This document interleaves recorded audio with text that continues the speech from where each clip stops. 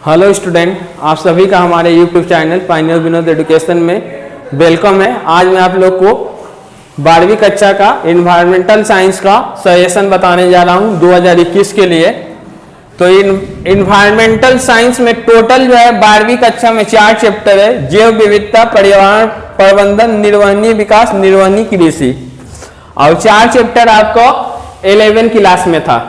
तो 11 और 12 मिलाकर टोटल 8 चैप्टर है। तो 11 का छोड़ दे रहे थे, बहुत सारा जगह पर क्या है, इसको 5वां, 6वां, 7वां और 8वां चैप्टर नाम दे दिया गया। 11 का 4 जोड़ने के बाद अब इस साल जो है आप लोग को सेकेंड चैप्टर यानी 6वां चैप्टर पर्यावरण प्रबंधन, इन्वायरमेंट मैनेजमेंट हटा दिया गया है। और निर्वहनीय विकास से भी 3 क्वेश्चन को हटा दिया गया, उसमें से 2 क्वेश्चन पिछला साल आ गया है। और निर्वहनीय कृषि यानी इस साल जो आपको टोटल 3 चैप्टर पढ़ना है, एक जैव विविधता और एक निर्वहनीय कृषि। और निर्वहनीय विकास में भी कुछ हटा दिया गया है, जो हटा दिया गया उसको मैं सजेशन में नहीं रखा हूं। देखे तो 2.5 चैप्टर है और उससे आप लोग का 80 नंबर आएगा। मगर इसमें क्या है, इसका नाम क्या आगे देखिए साइंस लगा हुआ है। तो साइंस में क्या है, इंपॉर्टेंट बोलना बहुत ही मुश्किल होता है, फिर भी इसमें जो बताया गया है आप लोग को मिल जाएगा। तो किस चैप्टर से कितना नंबर का आएगा, जैव विविधता एक पहला चैप्टर जो कर लेगा उसका 37 नंबर हो जाएगा। इस चैप्टर से 1 नंबर का 15 को एमसीक्यू आएगा, 1 नंबर का 6 को एसएक्यू आएगा, और 8 नंबर का जो 5 क्वेश्चन आता है उसमें से 2 को बड़ा क्वेश्चन इससे आएगा, 16 नंबर का बड़ा क्वेश्चन आएगा। अगला निर्वहनीय विकास से एमसीक्यू 1x2, एसएक्यू 1x3 और 8 नंबर का एक बड़ा क्वेश्चन आएगा। टोटल 13 नंबर का आएगा, क्योंकि इसमें से बहुत सारे भाग को हटा दिया गया है। अगला निर्वहनीय कृषि, इससे भी 8 नंबर का आपका 2 को आएगा, एमसीक्यू 1 नंबर का 7 को और एसएक्यू 1 नंबर का 7 को। टोटल निर्वहनीय कृषि से 30 नंबर, यानी चैप्टर 1 और चैप्टर 4 आप लोग 2 चैप्टर पढ़ लीजिएगा तो 67 मार्क्स हो जाएगा। आइए देखते हैं 8 नंबर में कौन सा क्वेश्चन इंपॉर्टेंट है। जैव विविधता चैप्टर से इस साल 2021 में 8 नंबर का 2 क्वेश्चन आएगा। पहला क्वेश्चन बहुत इंपॉर्टेंट है, 2017 और 2019 दोनों में आया हुआ है। 17 और 2019 दोनों में आया हुआ है। 2019 में पूछा है जैव विविधता के विभिन्न प्रकारों की संक्षिप्त चर्चा कीजिए। 20 कोर्स क्या है, discuss briefly the different type of biodiversity, what is seed bank. 2017 में इसी क्वेश्चन को पूछा है जैव विविधता कितने प्रकार के होते हैं, उनके नामों का उल्लेख करते हुए प्रत्येक का उदाहरण सहित संक्षेप में वर्णन कीजिए। एक ही क्वेश्चन है, तो 17 और 19 दोनों में आया है, इसलिए 21 में भी इस क्वेश्चन का आने का बहुत ही चांस है। आर्ट्स में ऐसा बहुत ही होता है। नेक्स्ट क्वेश्चन है पालतू जैव विविधता से आप क्या समझते हो, जैव विविधता की हानि या ह्रास के विभिन्न कारणों की संक्षिप्त व्याख्या करें। यह भी बहुत इंपॉर्टेंट क्वेश्चन है। What do you mean by domestic biodiversity? Discuss briefly the different causes of loss of biodiversity. तीसरा नंबर भी क्वेश्चन बहुत इंपॉर्टेंट है, यथा स्थल संरक्षण तथा बही स्थल संरक्षण के बीच में अंतर को स्पष्ट कीजिए। अंतर के साथ साथ आप लोग इसका परिभाषा भी याद कर सकते हैं। अब इस क्वेश्चन को दूसरा भी तरीका से पूछ सकता है कि जैव विविधता संरक्षण की विधि कितने प्रकार की होती है। तो जैव विविधता संरक्षण की विधि 2 प्रकार की होती है, यथा स्थल संरक्षण तथा बही स्थल संरक्षण। इस तरह से भी पूछ सकता है, इसलिए आप लोग थोड़ा केयर रहिएगा। इसका इंग्लिश नाम है इन सीटू और एक्स सीटू। इसी में एक क्वेश्चन है जनिक अभियांत्रिक, बहुत VVI है, जेनेटिक इंजीनियरिंग बहुत इंपॉर्टेंट है। जनिक अभियांत्रिक से आप क्या समझते हो। और चौथा है जैव विविधता के मूल से तुम क्या समझते हो, उपयुक्त उदाहरण के साथ वर्णन करें। What do you understand the value of biodiversity, discuss with the proper example. इसको दूसरे तरीका से भी पूछ सकता है, जैव विविधता का महत्व क्या है।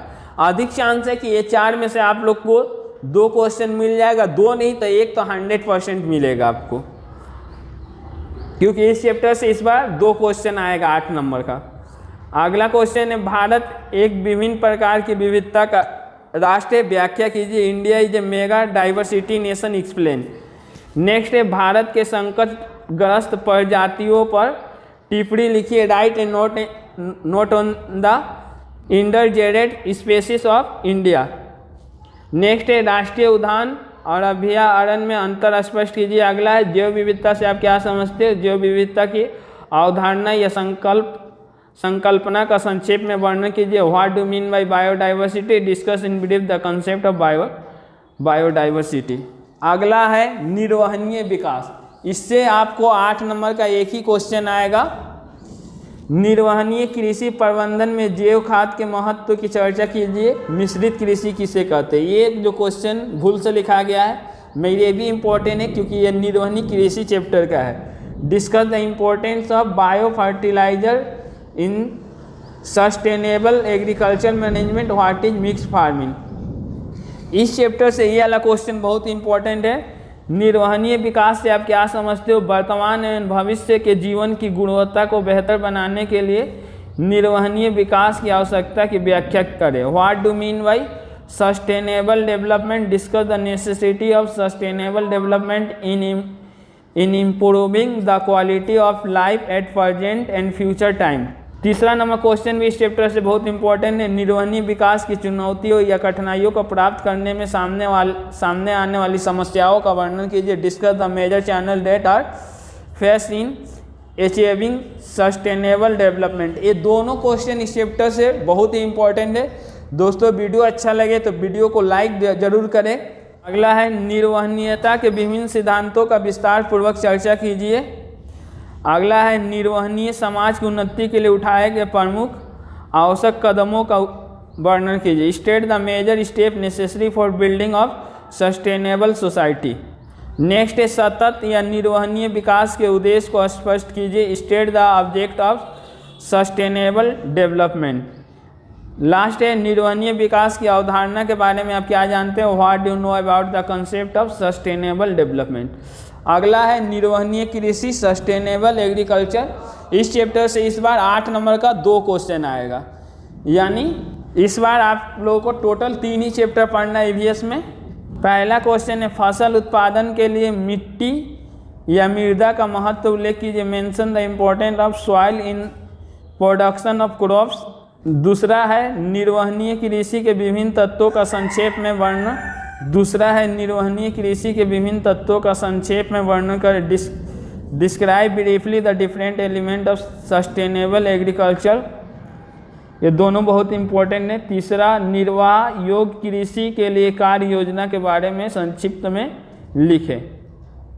Right briefly on action plan for sustainable agriculture. चौथा नंबर क्वेश्चन बहुत ही इंपॉर्टेंट है। अम्लीय या लवणीय मिट्टी में कृषि का विस्तार पूर्वक वर्णन करो।